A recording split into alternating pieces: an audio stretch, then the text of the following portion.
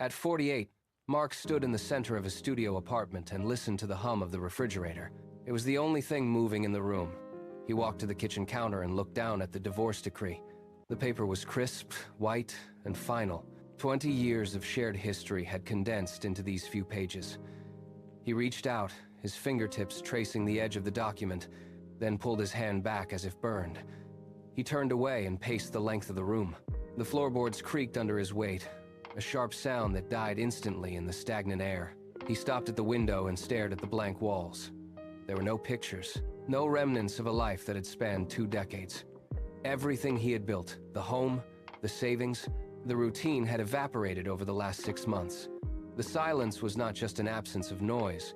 It was a physical pressure, pushing against his chest, demanding he acknowledge the void where his identity used to be. He leaned his forehead against the cold glass of the window, looking out at a city that continued to move while his own world had ground to a complete halt. Mark opened a cardboard box near the door. His fingers brushed against a worn, dust-covered book. He pulled it out, squinting at the recital, and flipped to a dog-eared page.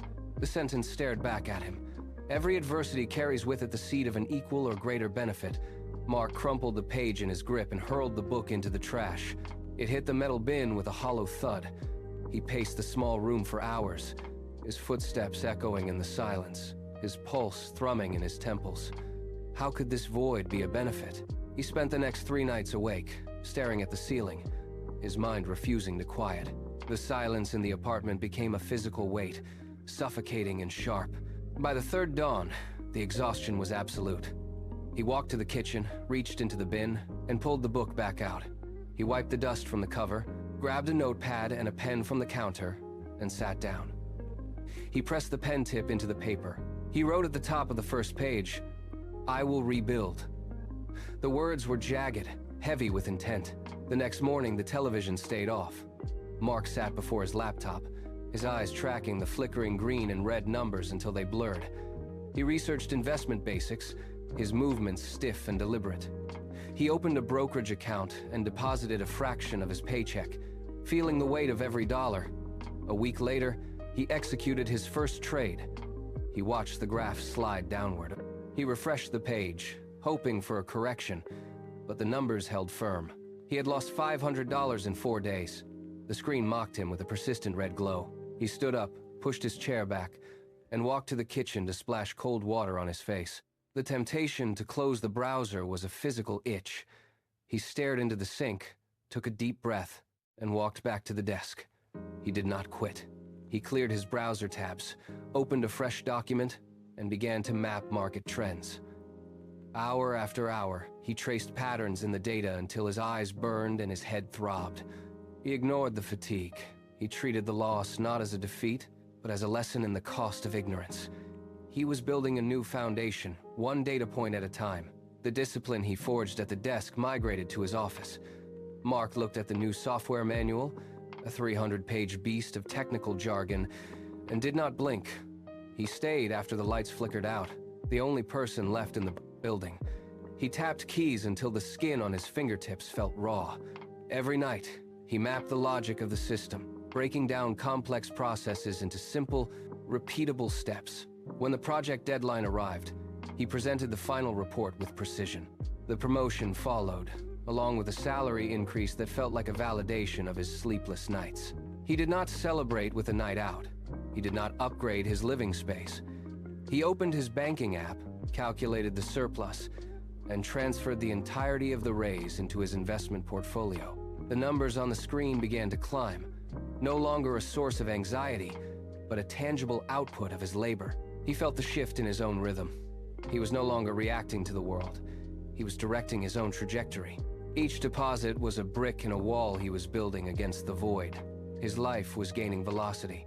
And for the first time in years, the momentum felt entirely his own.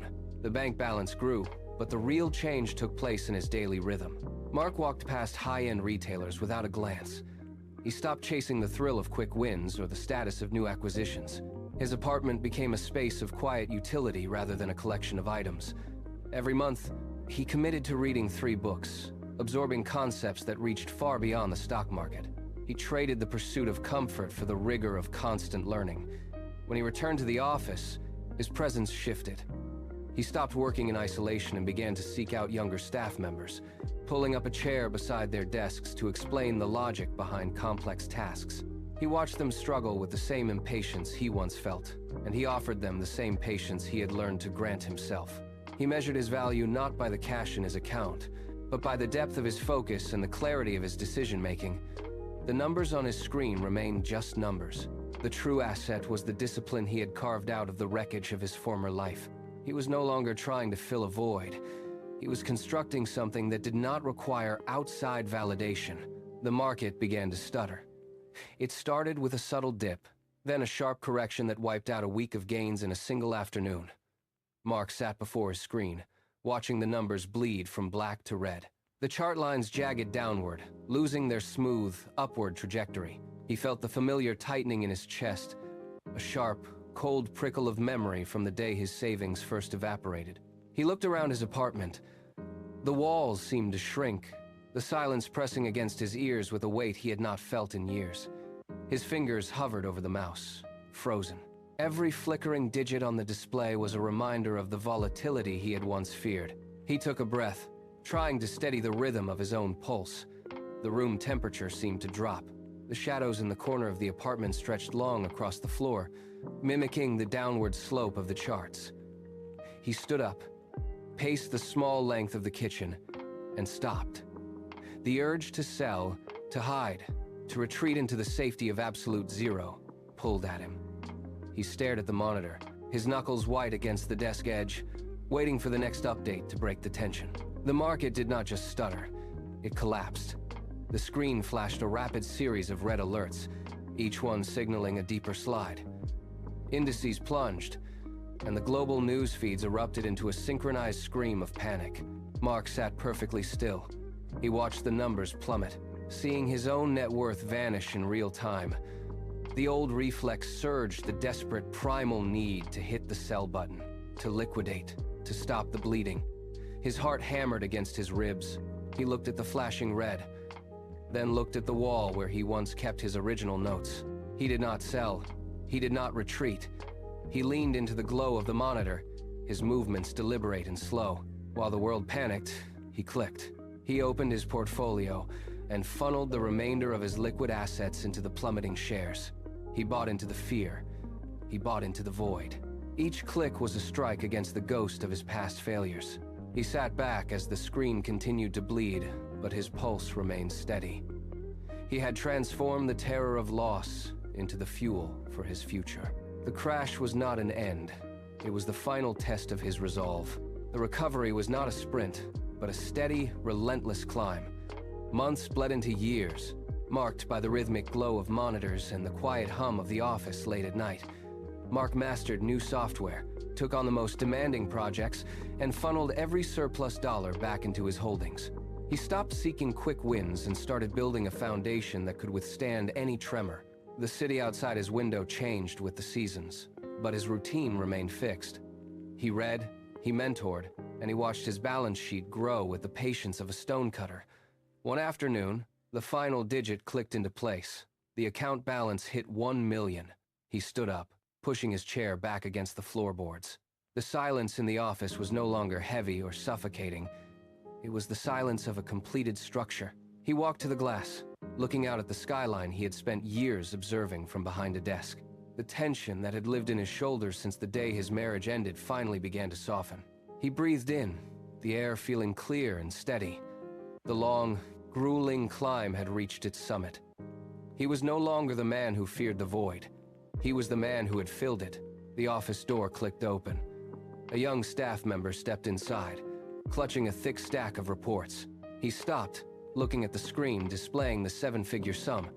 His eyes widened, shifting from the monitor to the man standing by the glass. "How did you do it?" the younger man asked, his voice thin with genuine confusion. "How did you bounce back so fast after losing everything? It seems impossible." Mark did not rush to answer. He turned away from the skyline and closed his camera laptop with a soft, final thud. He pulled his chair around to face his visitor. "I stopped looking at the rearview mirror," Mark said. His tone was level, devoid of pride or bitterness. He reached into his desk drawer and pulled out a small, worn volume, its edges frayed from years of handling. He slid it across the mahogany surface toward the younger man. The loss was not the end of the road. It was the tuition for the life I have now. The young man looked down at the book, then back at Mark, who stood up and walked back to the window. The lesson was delivered. The past was settled. The office door closed, leaving Mark alone in the quiet space. He turned back to the floor-to-ceiling glass. A sliver of gold appeared on the horizon, catching the edge of the city skyline and bleeding orange light across the carpet. He watched the day begin. The $1 million in his account was a fact, a line on a ledger, but it felt distant compared to the shift in his own pulse. He placed his hands against the cool glass. He thought of the empty apartment, the trash can, and the desperate hours spent staring at a ceiling. That man had been shattered by a single change in his life. The man standing here now was built to endure any collapse. The money was merely a shadow, a byproduct of the iron habits he had forged in the dark. He watched the sun climb higher, warming his skin through the window. There was no more fear of the void. He had learned to build on top of it. He stood perfectly still, breathing in the morning air, finally at peace with the man he had been and the man he had become. The light filled the room, steady and absolute.